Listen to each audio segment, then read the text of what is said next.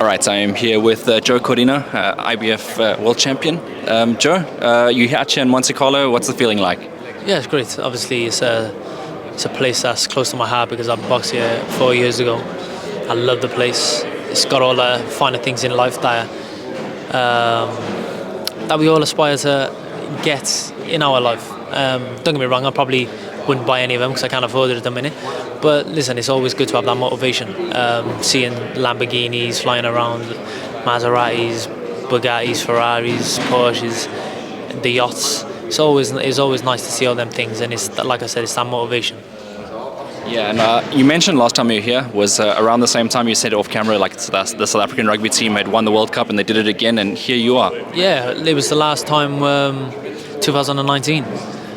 And a couple of the players were here at the venue also watching the boxing, so it was always great. I'm a big rugby fan, so me watching South Africa beat the All Blacks the other day was some doing, and it was a great game. They've had a great World Cup, not a very good start, but when South Africa are a team that when it matters they turn up, and that's what counts, especially in them big games, and that's what they did. Yeah, it's a big match temperament, and much like yourself, being a world champion and obviously stepping up to the stage. When you had knocked out Agawa, I think a lot of people were surprised in the fashion that you did that. Do you look back at those type of performances, or is it like all roads ahead? No, it's all roads ahead. There's no point looking back because that's always going to be there now.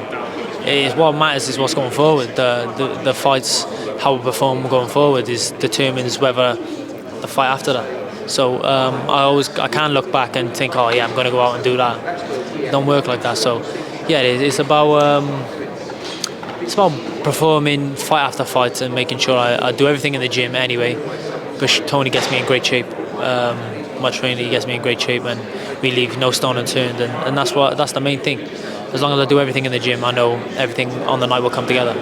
I know that Vasquez obviously said that he still feels you're underestimating him, even though you said you aren't, and you're obviously fully focused. What do you make of him though as an opponent? Like, what is your thoughts? Yeah, he's a good fighter. He's tough, he's strong, he's fit, he's awkward. But like, I've come across people like him before. And he's a lot smaller than me. I know size don't matter, but a good big fight will always be a good little fighter, and that's a fact. I just don't think anything he brings, he's bringing nothing different that I haven't seen. So I just gotta have a look at him, spend the first couple of rounds having a look at him, just using what me and Tony worked on, and then go from there. It's a nice story for you as well, obviously featuring in the last card down on the bill. Now you're the main event of the evening. A lot of attention. I know the venue's quite small, but I mean, do you still feel like, this is your moment, obviously, with and Sivanati being on your undercard as well? Yeah, of course. Obviously, it's great. Obviously, everything you want. I've been saying on a couple of the interviews, I watched Billy Joe Saunders, and he said the reason why it was on a podcast, and the reason why he didn't get nervous for Canelo and how big the event was, because it don't get bigger. So everything he wanted, and this is everything I wanted. I wanted to be a part of big nights of boxing and headlining world title fights, and this is why I don't get nervous. I'm exactly where I need to be, and I was put in this position. So yeah, I don't think about it too much. I just go along with it and take step by step, and as we progress, then we look at it and assess it and move forward, and that's what I've done in my whole career. I don't suppose you want to look past an opponent. It doesn't sound like from the way you're talking, it's like you take him very seriously. But I mean, there are huge fights in the future for you. Is there anyone that stands out in particular? I'd like next. Obviously, I got to get past Edward Vasquez first and foremost. But if I was to say, it'd be either Leeward or Navarrete. They would be the two main ones, because they're the ones that are going to bring the most money. And then I'm probably only going to have one fight after this at super fair, and then move up to lightweight. And there's a lot of big fights there, big money fights there. And there's a lot of fighters to choose from, and a lot of fights to go around. And you also get involved in the banter on Twitter and with the other boxers around the world. Yeah, listen, if they call me out, not many do. It's only a handful. But yeah, I'm never going to shy away from it. This is what it is, part and parcel of the game, isn't it? But not many people do call me out, because sometimes they don't really. I am the real deal. There's no point beating around the bush. I'm the real deal. I can box, I can punch, I can dig in. So I'm all wrong for a lot of fighters that can only do just one thing very good, or they only got to punch, or they can only fight, or they can only box. So yeah, I'm all wrong for a lot of fighters.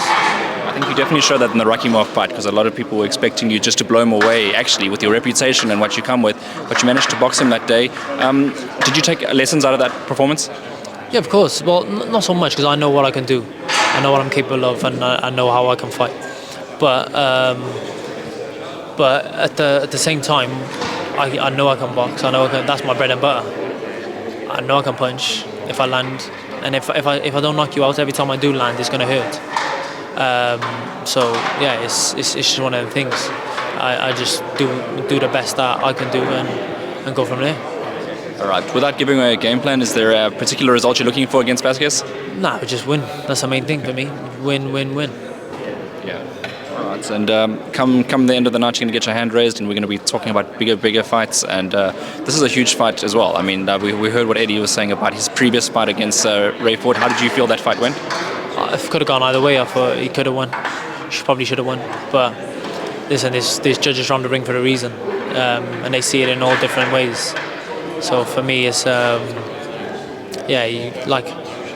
can't really blame judges. You can't blame judges or think, oh, I should have won, I should have done this, or I should have had that. No, you lost. That's the end of it. Like you said, don't make excuses. If you should have done more, then should have done more. So that's it. Have you learned any French to get around the town here? No, bonjour, merci, au revoir, Hotel de Paris. Yep. Enough to get around. Well, it's just one or two words. That's about it. Okay. Well, if you box here more often, will you make an effort to learn a little bit more French? The French language is beautiful. Yeah. I'd love to learn it, but I don't. At this present moment, I haven't got the time. I've got the time and the patience at this present moment. But I think maybe if I retire, there's a couple of languages I want to learn. I want to learn Maltese. This is where my family's from. Maltese, French. I'd love to learn Spanish, but it wouldn't be on the top of my list. And Arabic. Them four. I'd love to attempt to learn sort of the basics and just be able to get around. Sounds like a good plan. Obviously, you've got a lot to do in your career still. Joe, how old are you at the moment? I just want to touch on that. The 1st of December, I'm be 32. So I'm still young, but it's coming towards the back end of my career at the minute. But like I said, I get out of first gear once, so I haven't had a really hard career. Only 16 fights in. If I can get to 20-0, I'm happy to call it a day. What's your dream fights in your career? Just like name one person that end a career, have a good fight with him. I'd love to fight Shakur, and that's not a disrespectful thing. I'm a fan of his. He's one of the greatest fighters on the planet right now. But yeah, I'd love to fight him.